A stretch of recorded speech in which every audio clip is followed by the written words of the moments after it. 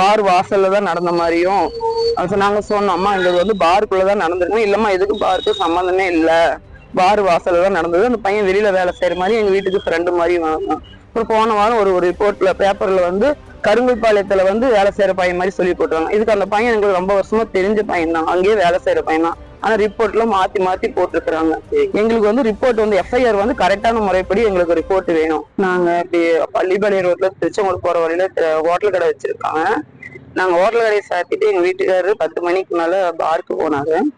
போன இடத்துல அங்க பார்ல வேலை செய்யற பையன் வண்டி கொடுங்கன்னா டிஃபன் வாங்கிட்டு வந்து சாப்பிட்றதுக்கு வாங்கிட்டு வந்து வரதுக்கு 12 மணி பக்கம் ஆயிடுச்சு.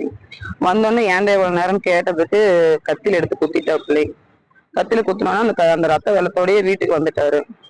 வீட்டுக்கு வந்தோடனே நாங்க உடனே எங்க அக்கா பையன் பக்கத்துல இருக்க பிள்ளை வர சொல்லி போலீஸ்க்கு இன்ஃபார்ம் பண்ணி 108க்கு இன்ஃபார்ம் பண்ணி போலீஸ் அம்மா வந்தாங்க. பள்ளிப்பாளையத்து இன்ஸ்பெக்டர் ஏட்டெல்லாம் வந்தாங்க.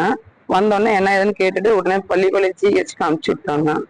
பள்ளிப்பாளையம் ஜிஹெச் ஃபர்ஸ்ட் எய்ட் பண்ணி ஈரோடு ஜிஹெச்க்கு அனுப்புனாங்க. ஈரோடு ஜிஹெச்சுக்கு வந்தோடனே ஃபர்ஸ்ட் தையெல்லாம் போட்டு ஸ்கேன் எடுத்து பண்ணிட்டு இருக்கப்போ மறுபடியும் போலீஸ்காரங்க வந்தாங்க ஹாஸ்பிட்டலுக்கு. என்னம்மா ஆச்சு அப்படின்னு கேட்டாங்க. இப்படிதான் ஆச்சுன்ட்டு நல்லா சொல்லிட்டு இருந்தோம். இப்போ சொன்னேன்னா சரி நாங்க குத்தனை பையனை பிடிச்சிட்டோம், ரிமாண்ட்ல போட்டோம்னு சொல்லிட்டு பண்ணாங்க. அப்புறம் எங்க வீட்டுக்கார் அப்படியே ரத்தமா நிக்கலை. காலையில ஆக பல்சு குறைஞ்சி ரொம்ப இதாகி போச்சு. இப்போ காலைல ஒரு 8 மணியாட்டம் மறுபடியும் அந்த எஸ்ஐமா பெரிய அதிகாரின்னு 2 பேர் வந்தாங்க. வந்தோடனே என்ன ஏதுன்ட்டு வீடியோ வாக்குமூலம் வாங்கினாங்க. அப்புறம் எங்கிட்ட ஒயிட் சீட்ல எங்கிட்டயும் எங்க வீட்டுக்காட்டியும் வெள்ளை ஒயிட் சீட்ல கையெழுத்து வாங்கினாங்க. வாங்கிட்டு சரிம்மா பாத்துக்கலாம், ஒன்றும் பிரச்சனை இல்லை அப்படின்னு சொன்னாங்க. அப்புறம் நேரம் ஆகவே எங்க வீட்டுக்காருக்கு ரொம்ப முடியாம போயிடுச்சு. ஒரு டாக்டர் எல்லாம் கேட்டா இங்க இந்த ட்ரீட்மெண்ட் கிடையாதுங்கம்மா, குடல்ல ரொம்ப ஆழமா குத்திருச்சு, அதனால இந்த ட்ரீட்மெண்ட் எதுவும் இங்க கிடையாது, நீங்க சேலம் ஜிஹெச்சுக்கு எழுதி கொடுக்குறோம் அப்படின்னாங்க. இவரு ரொம்ப முடியலை, பேச்சு மூச்சு எதுவுமே இல்லாம ரொம்ப கஷ்டமா இருந்தாரு. அப்புறம் அவங்க கிட்ட நாங்க எழுதி சொல்லி ஈரோடு தனியார் ஆஸ்பத்திரிக்கு நாங்க மாத்திட்டு வரணும். இங்க வந்து பார்த்தா இங்க அவர் ரொம்ப இதா இருக்கிறாப்புல, இங்க கிரிட்டிக்கல் பொசிஷன் இருக்காப்புல, உயிரை காப்பாத்துறது ரொம்ப கஷ்டம், நீங்க எதா இருந்தாலும் நீங்க பாத்துக்கிறேன்னு சொல்லுங்க, நான் அட்மிட் பண்ணிக்கிறேன்னு சொன்னாங்க. அதுக்கப்புறம் சரி நாங்க பாத்துக்கிறோம்னு சொல்லி ஐசியூல 3 நாள் ஆப்ரேஷன் பண்ணாங்க. அன்னைக்கு ஒரு 3-4 மணி நேரமா ஆப்ரேஷன் பண்ணி அதுக்கப்புறம் ஐசியூல 4 நாளா இருந்து இப்ப இன்னைக்கு 8 நாளா இருக்கிறோம். நாங்க இங்கேதான் இருக்கிறோம், இன்னும் ஐசியூல தான் இருக்கிற பிள்ளை. இப்ப அந்த குத்தன பையன் யாருமா? அந்த குத்தனது வந்து எங்க கடைக்கு ரைட் சைட்ல யுவராஜ்ன்ட்டு ஒரு பையன் மாவரைச்சு கடை நான் வச்சிட்டு இருக்கிற பிள்ளை. இப்ப பார்ல வந்து பார்ட்னரா இருக்கிறதுனால பார்ல அந்த பையன் வேலை செஞ்சுட்டு இருக்கிற பிள்ளை. அந்த பார்ல எங்க வீட்டுல ரொம்ப வருஷமா குடிக்கிறதா இருந்தேன். ஒரு 5-6 நாள் குடிச்சிட்டனால அந்த பாருக்கு போயிட்டு வரும். அன்டைம்ல தான் போனோம்.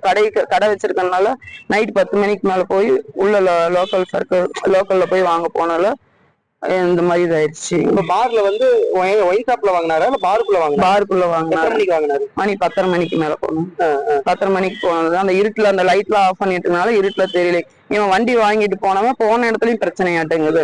அந்த கோவத்துல இங்க வந்து இவரும் கொஞ்சம் கோவமா வீட்டுக்கு போனா எங்க வீட்டுல திட்டுவாங்க, ஏப்பா இவ்வளவு நேரம் கேட்டது, அந்த கோவத்துல கொண்டு வந்து இவரை குத்திட்டா பிள்ளைங்க. இப்ப எஸ்ஐ வந்தாங்கன்னு சொல்றீங்கல்ல, எஸ்ஐ என்ன உங்களுக்கு சொன்னாங்க? எஸ்ஐ என்ன சொன்னாங்கன்னா, நீங்க ஒன்னும் பிரச்சனை இல்லை பாத்துக்கலாம், சின்ன கத்தி தான் அப்படின்னு சொன்னாங்க. அப்ப நாங்க ஒரு வாரத்துக்கு முன்னா எஃப்ஐஆர் வாங்க போனோம். அப்ப எஃப்ஐஆர்ல வந்து பார் வாசல்ல தான் நடந்த மாதிரியும் நாங்க சொன்னோம்மா எங்களுக்கு வந்து பாருக்குள்ளதான் நடந்திருக்கணும், இல்லம்மா எதுக்கு பாருக்கு சம்மந்தமே இல்ல, பார் வாசல்ல தான் நடந்தது, அந்த பையன் வெளியில வேலை செய்யற மாதிரி எங்க வீட்டுக்கு ஃப்ரெண்டு மாதிரி வாங்க. அப்புறம் போன வாரம் ஒரு ரிப்போர்ட்ல பேப்பர்ல வந்து கருங்கல்பாளையத்துல வந்து வேலை செய்யற பையன் மாதிரி சொல்லி போட்டுருவாங்க. இதுக்கு அந்த பையன் எங்களுக்கு ரொம்ப வருஷமா தெரிஞ்ச பையன் தான், அங்கேயே வேலை செய்யற பையன் தான். ஆனா ரிப்போர்ட்ல மாத்தி மாத்தி போட்டிருக்கிறாங்க. எங்களுக்கு வந்து ரிப்போர்ட் வந்து எஃப்ஐஆர் வந்து கரெக்டான முறைப்படி எங்களுக்கு ரிப்போர்ட் வேணும். இது வந்து நகர செயலர் டிஎம்கே குமாரா இருக்காப்புல, அந்த அவரும் இதுல வந்து எடுத்து நடத்துறாரு. கவுன்சிலர் இருக்கிற பையன் அதுல வந்து இதா இருக்கிற பிள்ளை. அவங்க அந்த பையன்கிட்ட வேலை செய்யற பையன் தான் அங்க பார்லயும் வேலை செய்யற பிள்ளை. சரி, எஸ்ஐ வந்து எதுவும் சொன்னாங்களா அது மாதிரி அமௌண்ட் இது பண்ணிக்கலாம் அப்படின்னு? எஃப்ஐஆர் நான் வாங்க போனப்ப அந்த அம்மா சொன்னாங்க, உங்களுக்கு பேரு மலர்விழி மேடம் சொன்னாங்க, உங்களுக்கு வந்து கவர்மெண்ட்ல இருந்து நாங்க இங்க வக்கீல் வச்சுட்டோம், உங்களுக்கு கோர்ட்ல இருந்து உங்களுக்கு கவர்மெண்ட்ல இருந்து பணம் உங்களுக்கு அலர்ட் கிடைக்கும், அதெல்லாம் ஒன்றும் பிரச்சனை இல்லை பயப்படாதீங்கன்னு சொன்னாங்க. நான் எங்களுக்கு வந்து அது இல்லைனாலும் பரவாயில்ல, எங்களுக்கு இன்னைக்கு 3-4 லட்சத்துக்கு மேல செலவாகிட்டு இருக்கேன். இன்னுமே ஒரு ஸ்டேஜ் டாக்டர் எதுவும் சொல்ல மாட்டேங்கிறாங்க. ஆனா அங்க வந்து சும்மா கத்தி பிளேடு தான் குத்தி இருக்கணும். ஆனா அங்க இருந்து பார்ல இருந்த கத்தி தான் எடுத்து குத்தி இருக்கிறாங்க. இப்ப உங்க வீட்டுக்காரரு ஒரே ஒரு தொழில் பண்ணிட்டு இப்படி இருக்கிறாரு, எப்படி மனசு எப்படி இருக்குது? மனசு இப்ப எங்களுக்கு 2 குழந்தைங்க இருக்குது, ரொம்ப சிரமத்துலதான் இருந்துட்டு இருக்கோம். எல்லாம் சொந்தக்காரங்க தெரிஞ்சீங்களாம், ஆளுக்கு 5-10 போட்டு தான் சரி பண்ணி ஹாஸ்பிட்டல்ல வச்சுக்கிட்டு இருக்கோம். இப்ப போலீஸே வந்து இப்படி பண்ணிருக்காங்க, போலீஸ் மேல உங்களுக்கு நம்பிக்கை இருக்குதா? நம்பிக்கை இப்ப எனக்கு ரொம்ப விட்டு போச்சுங்க. மாதிரி எஸ்பி ஆபீஸ் கலெக்டர் மாட்ட போனோம். கலெக்டர் வந்துட்டு எஸ்பி ஆபீஸ் காமிச்சாங்க. எஸ்பி ஆபீஸ்க்கு போனோம். அவங்க நாங்க வரேங்க பண்ணாங்க. இப்ப இன்னைக்கு 6 நாள் ஆகுது. இன்னும் எதுவும் எந்த ஸ்டெப் எடுக்கல.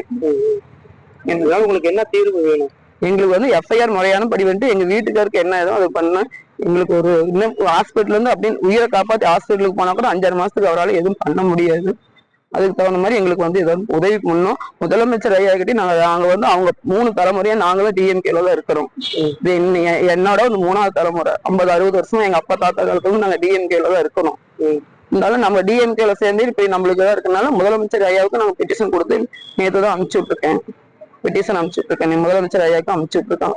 அதனால டிஎம்கேல எங்களுக்கு பார்த்து இது பண்ணணும். உங்க பேரு? என் பேர் ரேவதி. அலமேட் பஸ் ஸ்டாப்ல முத்து ஹோட்டலுங்கிறத நடத்திட்டு இருக்கோம்.